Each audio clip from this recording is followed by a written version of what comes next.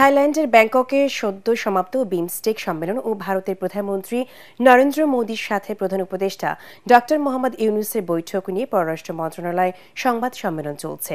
আমরা সরাসরি চলে যাচ্ছি সেখানে। হবে বা কখন নতুন সরকার আসবে ইত্যাদি, এটা তাদের নিজেদের সাথে তারা জানতে চাইতে পারেন। আমরা এটাকে সেভাবেই দেখি।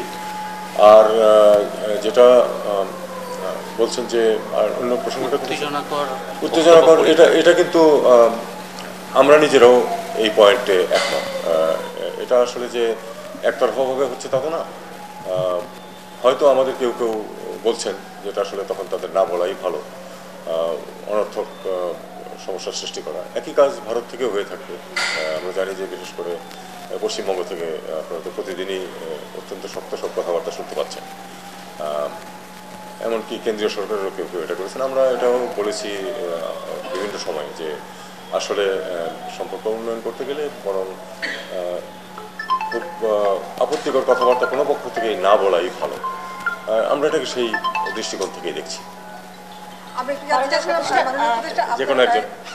চীন সফরের তিস্তা চুক্তি প্রকল্প নিয়ে আপনারা কথা হয়েছে এবং আমি যদি দেখি যে প্রেস রিলিজ পাঠানো হয়েছে সেখানে বলা হচ্ছে তিস্তা প্রকল্পে ভারতীয় চীনের কোম্পানিগুলোকে স্বাগত জানানো হয়েছে।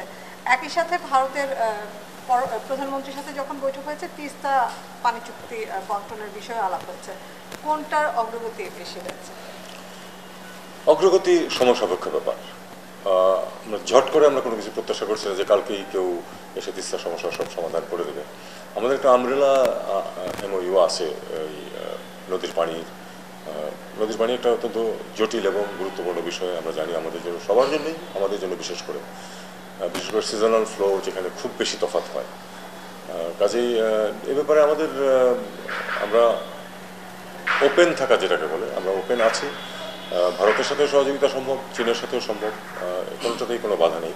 আমরা দেখব যে কোন দিকে, কোন প্রজেক্টে কোন দিক থেকে সহায়তা নিলে আমাদের জন্য সুবিধা হবে এবং সেই অনুযায়ী ওয়াটার রিসোর্স মিনিস্ট্রি তাদের কার্যকলাপ করবে।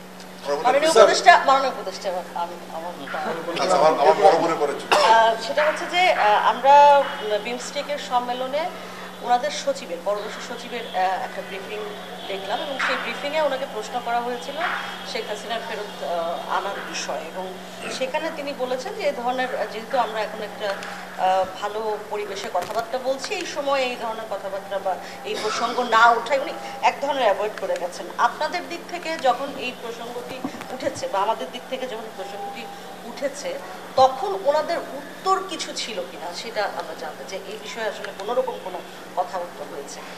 দেখুন, বিষয়টি উত্থাপিত হয়েছে কিন্তু এটা নিয়ে চূড়ান্ত কোনো কিছু হয়নি, আমি এটুকুই বলবো। মানে আপনারা যে প্রশ্ন করেছেন, আপনারা চিঠি পাঠিয়েছেন, সেটার প্রেক্ষিতে ওনাদের জবাব কি ছিল? ইতিবাচক ছিল কিনা? আমি যেটা বলছি সেটা হলো এরকম যে এটা নিয়ে চূড়ান্ত কোনো কথাবার্তা হয়নি, কাজে আমরা এটাকে এখানেই রাখি। আমরা তো তাদের কাছে চেয়েছি যে ফেরত দেওয়া হোক, তাকে বিচারের সম্মুখীন করার। মাননীয় উপদেষ্টা, আমরা আজকেও দেখেছি আর কি, ইতালি যেতে ইচ্ছুক প্রায় কয়েকশো কর্মী বিক্ষোভ করেছে এবং তারা যে দাবিটি করছে, তারা নুরুস্তা এবং ওয়ার্ক পারমিট সহ ভিসার জন্য আবেদন জমা দিলেও, তারা বলছে 60,000-এর মতো কর্মী জমা দিলেও তারা আসলে ভিসা পাচ্ছে না। পররাষ্ট্র মন্ত্রণালয় থেকে এই বিষয়টি কি আসলে ইতালি সরকারের সাথে বিষয়টি নিয়ে আসলে অ্যাড্রেস করা হয়েছে?